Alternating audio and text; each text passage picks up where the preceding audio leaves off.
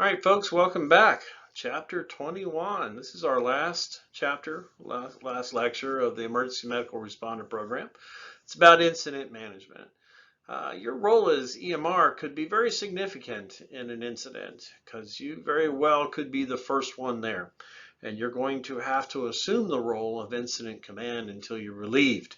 So this particular chapter is going to cover the incident management system, what we follow as first responders and also as EMTs and paramedics to turn chaos into something that is a very manageable type of thing in an incident. So let's get started.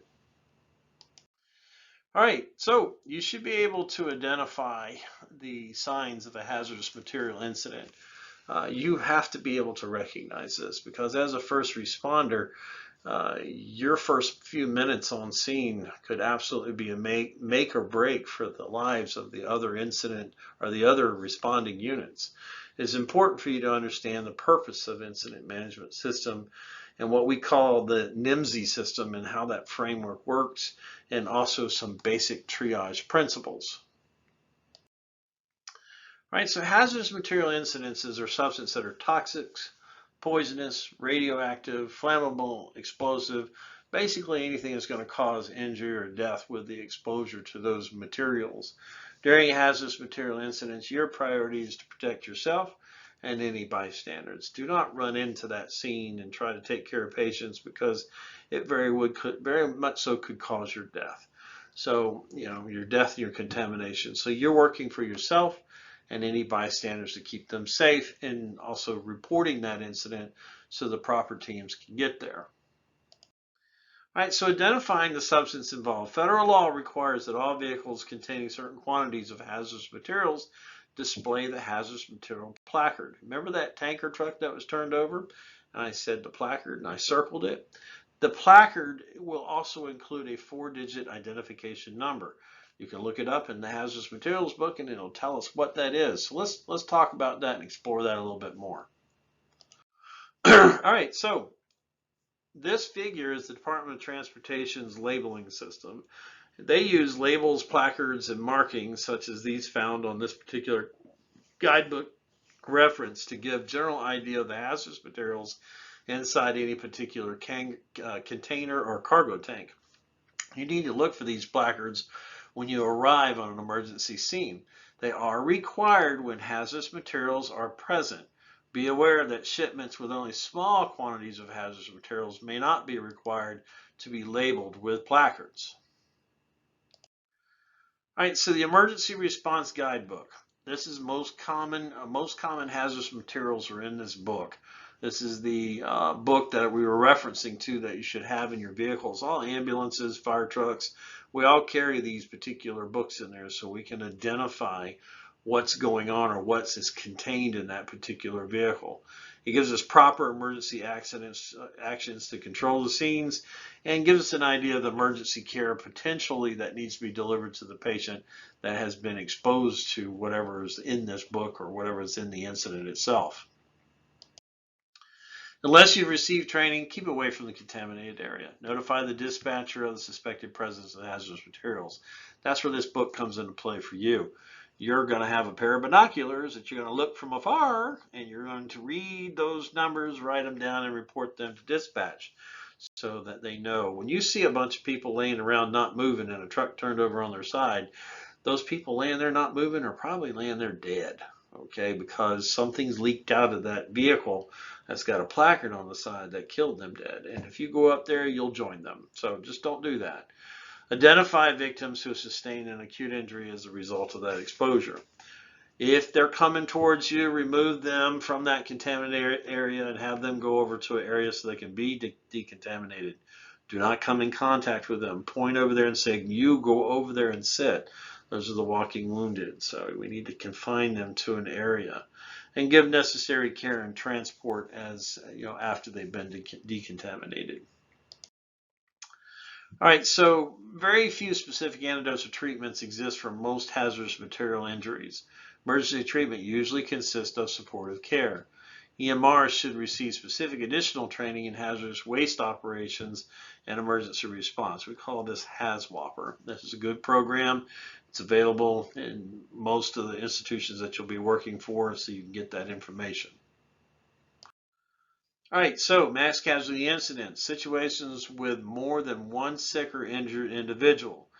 It requires a very different method of operation from other emergency medical calls.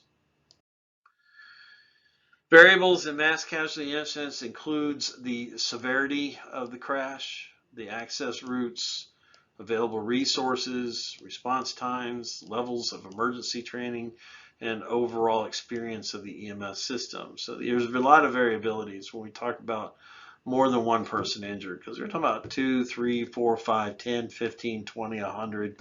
It can be a mess, okay? It can be a big mess, and we do have them from time to time. Your goal should be to provide the greatest medical benefit for the greatest number of people. Match patients' medical needs with an appropriate treatment and transportation. All right, so a visual survey. Oh my goodness. All right, so here we have a bus turned over. This is a photograph of how not to do it. Okay, everybody wanted to be on scene. Nobody can go anywhere. If all these vehicles don't move, none of them are moving, right? These vehicles here are your transport vehicles. They should be at least 2 blocks away from this incident. These are your primary response vehicles, the fire department vehicles that are there for rescue, also for, safety and fire and all that kind of good stuff. These ambulances should be in a transport designated area 2 blocks away. You have ingress and egress. This is your egress probably here, and your ingress is coming this way. Very chaotic scene. Too many people there. Way too many bystanders. They all need to get the heck out of there. Way too many people here. This is what we call an uncontrolled scene. So you got to be thinking, where will additional help come from? How long is it going to take to get there? How are they going to get in? How are they going to get out? So this is a visual survey. When you arrive at the scene, force yourself to stay calm. Make visual assessments of the scene, number of potential patients, the severity of their injuries, how much and what kind of help you're going to need. Use clear language. Be concise. Be calm. Don't shout into a microphone. It's not going to help anything. Key points to communicate to dispatch: location of the incident, type of incident, any hazards, approximate number of patients, and the types of assistance that are going to be required. Good rule of thumb, request 1 ambulance for every 5 patients. When calling for additional resources, determine the parameters for emergency vehicles only. Establish a one-way route for emergency traffic, to approach. One way in, one way out, period. Ingress and egress, period. Nobody comes in any other directions. First 2 law enforcement officers that arrive on the scene, have them do that. That is so important. If you can't stop people from getting into the scene, you'll have everybody there.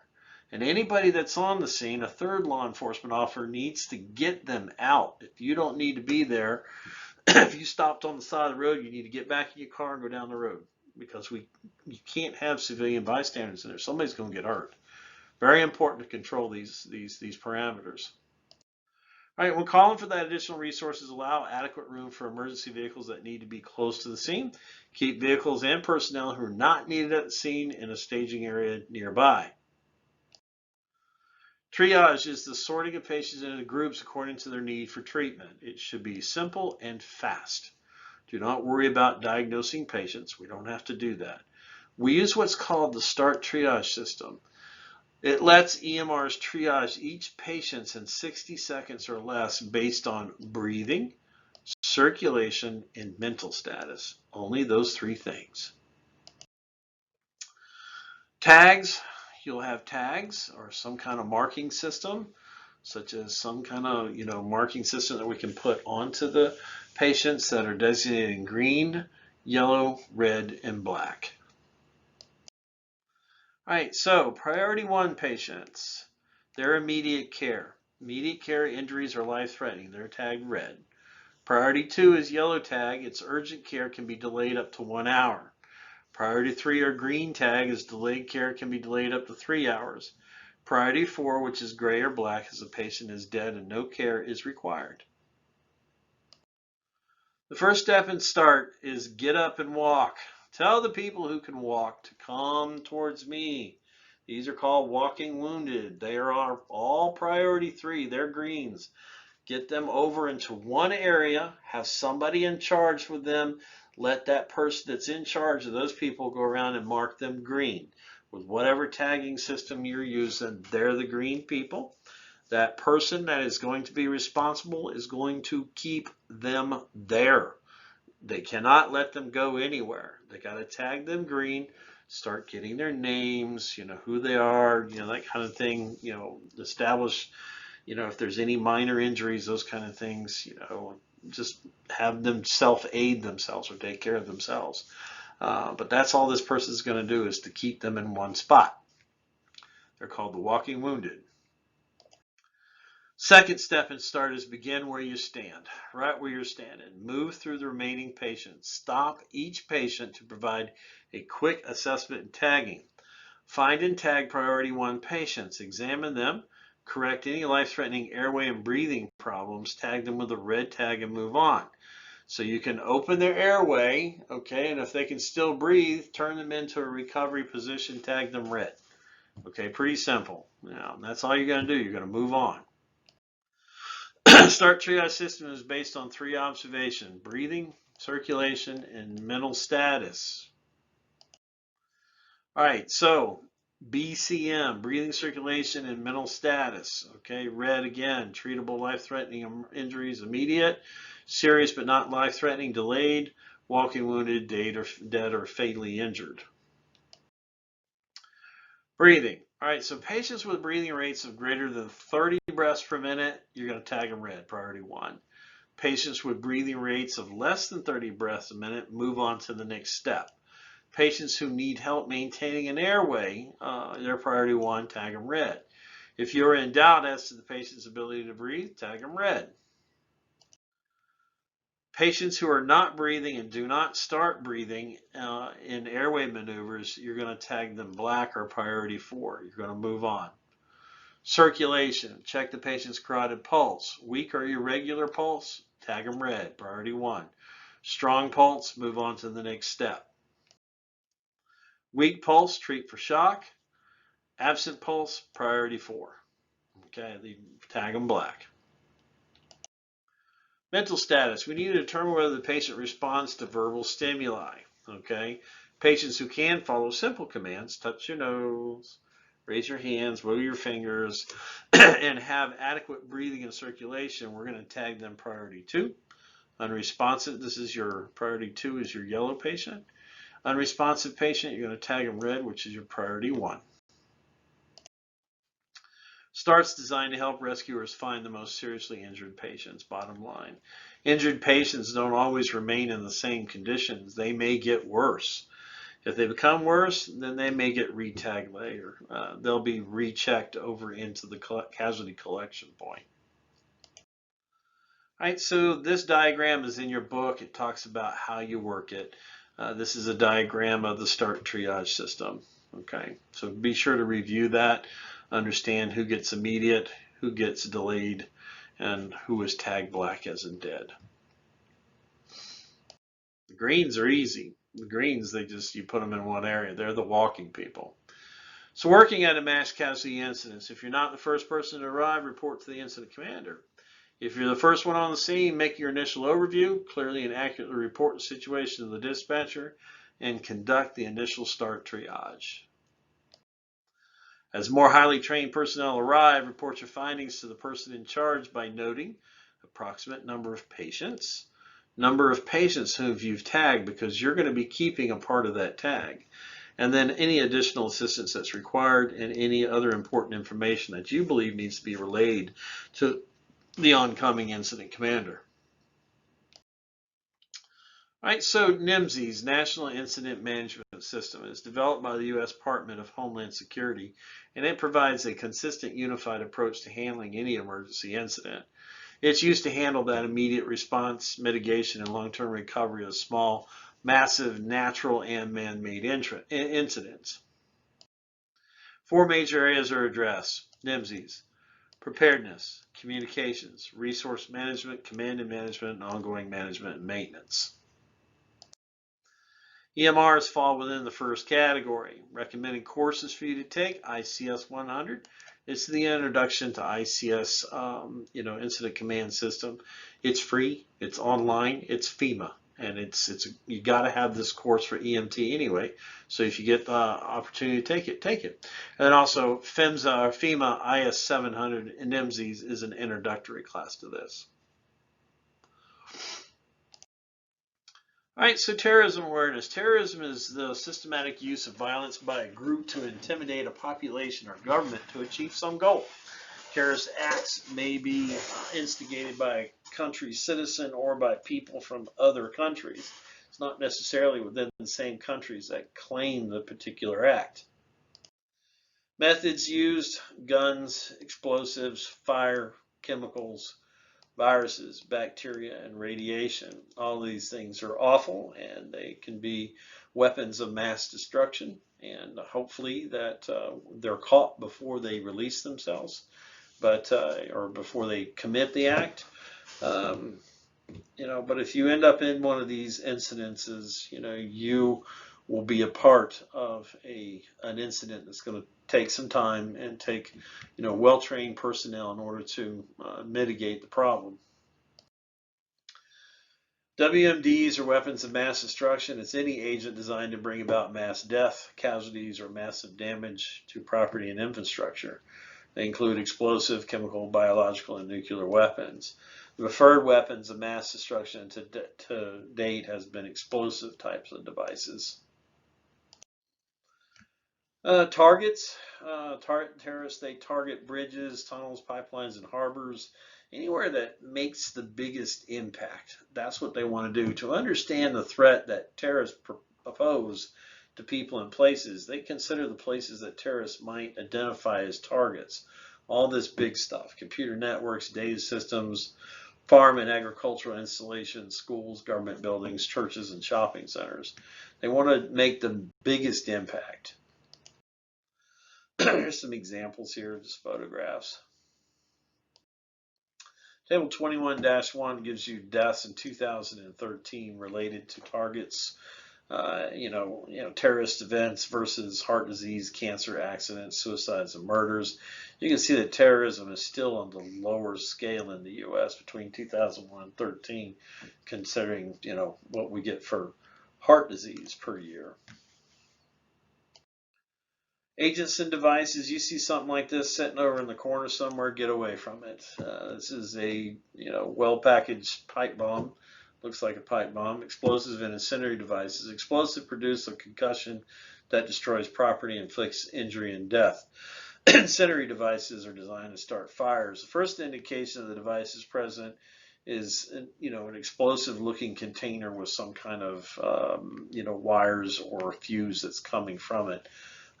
This kind of thing you just get away from and you report it as quickly as possible. WMD safety precautions, be alert for safety hazards. Don't enter areas that may be unsafe until properly trained individuals get there. Be alert for a possibility of a second explosive device. Usually when terrorists set off one, they want to get first responders there responding to the scene, and then they'll set off a second one to kill the responders as well. Use the same safety skills you develop for other types of emergency situation. Staging should occur upwind and uphill so that you're in a safer area.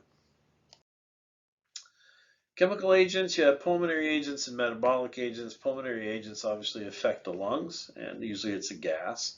They can cause coughing, gasping, shortness of breath, and difficulty breathing. Metabolic agents affect the body's ability to use oxygen at a cellular level. Common metabolic agents will get rid of me is most common is the cyanides. Okay, I'm back.